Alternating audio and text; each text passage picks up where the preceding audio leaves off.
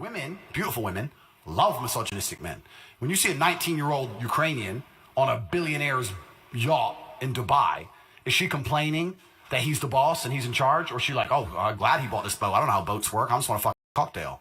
I'm be a misogynist. Cool. You work out the port fees. I don't give a shit. God damn it. So they love misogynists. So the only women who don't love misogynists are the women who are too ugly to get by a misogynist. And then they want to come along and try and cancel you on the internet. I don't give a shit. Cancel me. I will stand up right here and say I am sexist. So former kickboxer and social media influencer Andrew Tate has just been indicted for human trafficking and sexual assault charges. Now, I personally don't believe that these charges will stick, and I don't personally believe that they actually did it. It's also Andrew Tate and his brother, I forget his name, I think it's Tristan.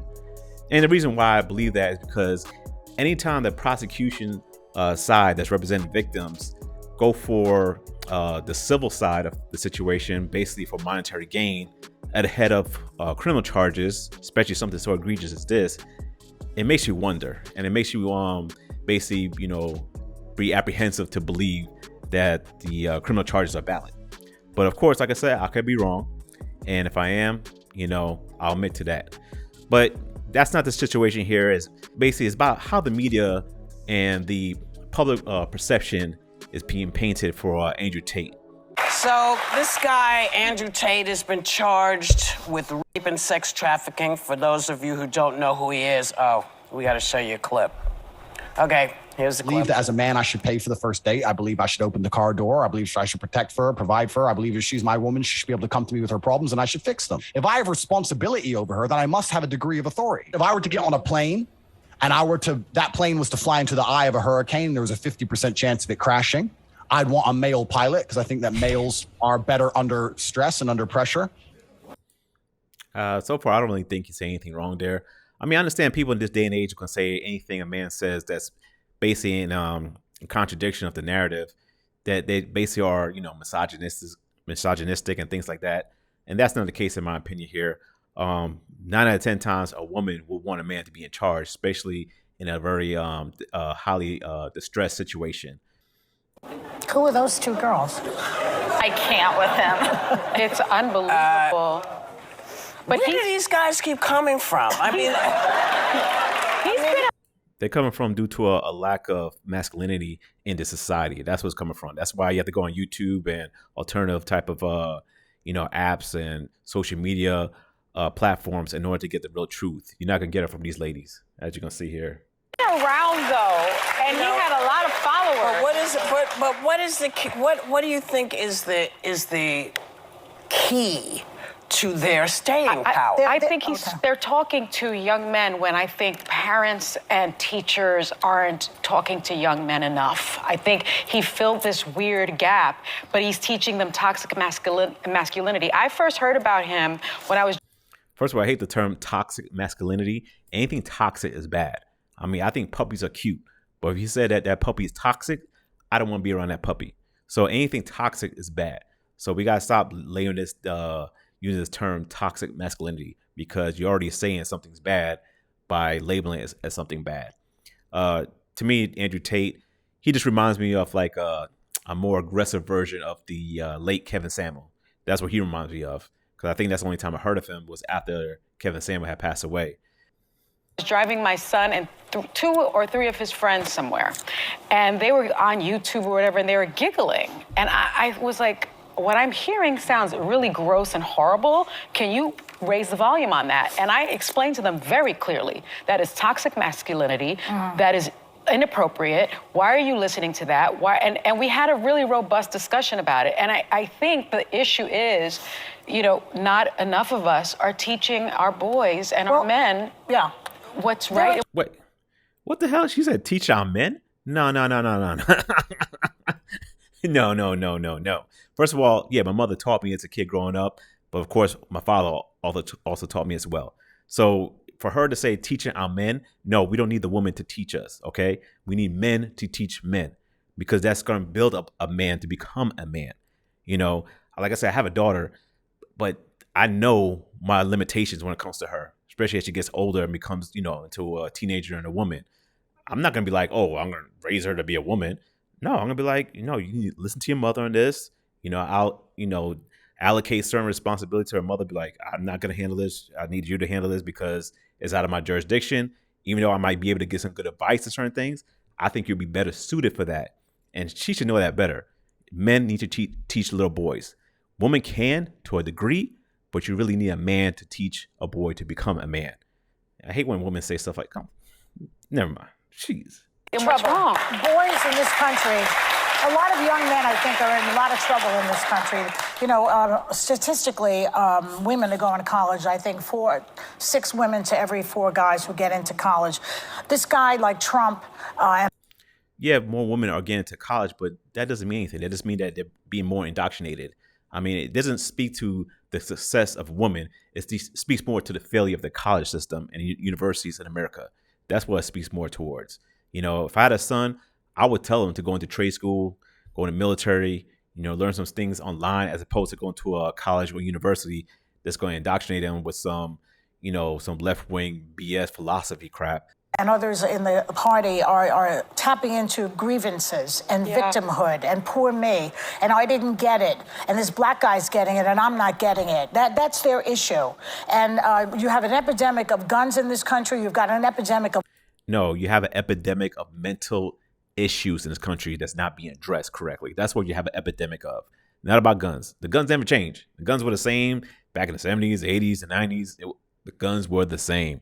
It's just right now it's more of an epidemic because the mental issues are not being addressed. Of loneliness in this country. There's a survey here that in where is it now? Between 2000 to 2018, nearly 1 in 3 American men aged 18 to 24 had no sex in the previous year. They're not getting it. Yeah. The whole thing about men not having sex, if that stat is correct, is that it's not about men getting sex. The real root is about men or young boys, young men, young adult men, not learning a purpose, not having a direction, not having confidence, and not having competence in something. But in order to have competence in something, first you need to get the confidence. You know, because once you have the confidence, you're able to work on something, you fail at it, you try again, you try something else, and you build up the competence in something.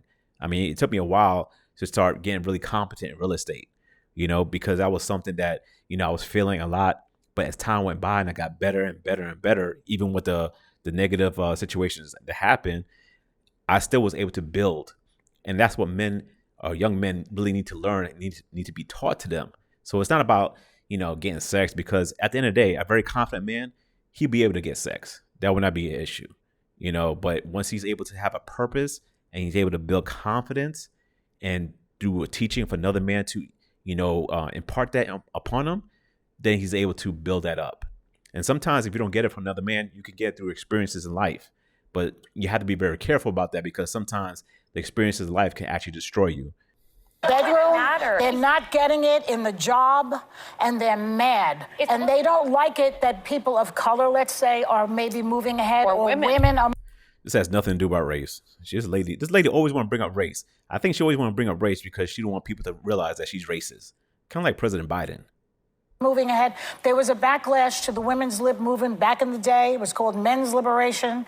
They don't like it. Yeah, but this is also bastardizing what toxic masculinity is. So what people are mishearing, and this is what Andrew Tate frames it as men are bad. The things that make a man are bad. It is a socially constructed idea of how we box men in. And it actually varies culture to culture, how much masculinity is expected from them, what we expect from our boys. It's not something they created. It's not a social construct. If you're going to say it's a social construct, then you have to say, why is society constructed this way? Because it's based off biology. That's what it is. It doesn't matter how advanced our technology is. You know, nowadays, a man doesn't have to go out and, you know, kill a bear, because right now we have farms that basically bring the food over to the supermarkets. A man just have to go out, make money in order to go to the supermarket to buy the food, as opposed to killing the bear. Or the woman, instead of being home and washing dishes and cleaning clothes, you know, with 2 rocks and a basin in the backyard, she now has a washer and dryer and a dishwasher. So technology has changed, but we're still hardwired based on our biology. Because no matter how advanced technology is, a woman is always going to feel more safe. It's not safe like physically, but mentally, spiritually, and emotionally safe when she's with a man that, you know, especially a man that commits to her, a good man, of course. and a man's going to feel very even more defined and more within his ability when he has a woman that's submissive to him and a woman that appreciates him for being a man he is and shows him that respect. Because a man's number one love language is respect. And when he gets that from his woman, he feels even more emboldened to even protect her, even more guide her, especially with children and so forth. And that's just basic biology. That's it. We can't fight it. It's something society created. So no one's saying men are bad. Men and women have biological differences. And there was a time when that man headed out to hunt down an animal. Right. It's funny, she could say that right now, but I guarantee if a transgender person was on the set, like, I don't know, they had Billy Porter or whoever, a transgender person, Dylan Mulvaney or whoever would be on that set, she would not even say that. These people are hypocrites. We don't need you to do that anymore. Right. So that is why so much of the level playing field with women. He also gets mad about the Me Too movement and says that rape victims should take some responsibility. This man is... Now, I don't know if he actually said that, Andrew Tate that is. However, I would say this about Andrew Tate is that he does say things and does things that basically exposes him and makes him an easy target. It was not true. Like, I was like, maybe this is a persona that he's putting on so that he can make money because he had millions and millions of followers. Well, now we hear that he's been arrested for rape and sex trafficking. He's a sick So puppy. he believes this stuff. The scary part with this is even if you haven't heard of him, your kids have. He's right. Just because someone was arrested by something doesn't mean they believe that stuff. You know what I'm saying? It's just basically, this is what they want to charge him with, but I'm sure they don't have much of an evidence against him because from what I read is that the women that basically, or 3 or 4 women have basically that have stated this and are filing these charges against them. You find them on like closed caption TV where they're just basically walking in and out of his compound. They basically gave an interview, then left the country and went to, I don't know, Miami or some other place. So they seem like they just, trying to, clout chase and, make money off him. Because if you notice, a lot of stuff started coming up when he got popular on YouTube, on TikTok and Instagram and all the social media platforms. But 6-7 years ago, when he was working as I think he was running a cam girl type of business, nothing was said.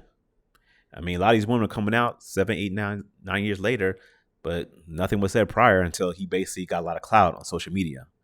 Racked up 11.6 billion views on TikTok. Yes. And I think that you guys hit on something important. There's a crisis of young men in this country. I think they're spending more time on social media. We saw the Surgeon General's warning that there's a direct correlation between the hours spent on social media and your mental health and your depression and your feeling of self-worth. And when he talks about women in the derogatory ways he does, it's a lot easier, I think, for a young man to kind of put women into this negative box when he's not actually interacting with them. If kids get off of social media and go play with girlfriends and guy friends, it's a lot harder to hate them or to view them in a dehumanizing kind of way. Like, if the only amount of advice I'd give parents is get kids off of social media as much as you can. It's the blame game. It's being played in the Republican. Totally agree with her. I don't know why parents even have their kids on social media. My daughter's 10 and she tells me that her friends on TikTok. And I'm like, there's no way in hell she's going to be on TikTok at age 10. But the fact that her friend and her friend's parents allow her on TikTok, people are idiots. What do you expect is going to happen to these kids? But a lot of adults are idiots. Seriously, just got to call them out. They're really idiots. And it's very unfortunate that these ladies said this on The View and no one clapped. Like, no one supports that type of rhetoric that we shouldn't have kids on social media, especially on TikTok. Our society, man. Whew. Party. What were we just talking about? Yeah. It's the blame game. Blame the other person for my misery. That's what they're doing in this country. And this is all over the world. He's really, really heavily watched in Europe. This is a guy who I think is embodying something culturally that's happening where men feel left behind and they're turning to the most toxic. Well, here's the deal. What is it really? What is it really? Is it parents not interacting with their kids because they're also on social media listening? Yep, that's one. To the stuff? Is that part of it? Probably. Is it part of it? I'm going to say it's this, and then I'm going to tell you what I think it is, and I want you to follow me because I have a little charisma. This is, That's correct. I mean, as a parent, if you're doing your job at home, the kid's not going to be so easily influenced by these social media influencers. Seriously, I remember growing up as a kid, I'll listen to rap music, even though my parents were heavily into church, but the rap music didn't influence me to do so a lot of negative things, because I knew that, okay, I got to hold a certain standard based on what my parents have set up as a boundary. And plus, I know if I did something bad, I'll get a whooping. So, I mean, parents got to do their jobs. Seriously, you really got to do your jobs. Like I said in my last video, parents got to stop being friends to their kids. You know, like I tell my daughter all the time, you ain't got to like me, you ain't got to love me, but you will respect me. And when you do that with children, you set a correct a boundary right there. And 9 out of 10 times, they're going to follow that because kids want and desire boundaries, structure, and discipline. They do. Everybody's a victim. Everybody's a He's victim made of millions something. of people. Everybody's a victim of something. All right, well, that's enough with the View. So, once again, I have to say that the situation with Andrew Tate is that he's just basically being a kind of like a, look over here type situation. He's not the main focus. It's funny that obviously this comes out last week. The whole situation came out with Epstein. A couple days ago, or I think 2 or 3 days ago, situation came out with Hunter Biden being arrested and so forth. Or not being arrested, but being charged. So I think Andrew Tate, like I said, he made himself easy target. But I don't truly believe that he actually did these things. However, I believe the media and society is going to look at him and make him as an example. And that's very unfortunate because I truly believe that he's really is innocent. In my opinion, I could be wrong, but I truly believe that he is innocent. But you let me know. Leave a comment down below. Do you believe that Andrew Tate is guilty of human trafficking and also abusing all these women sexually?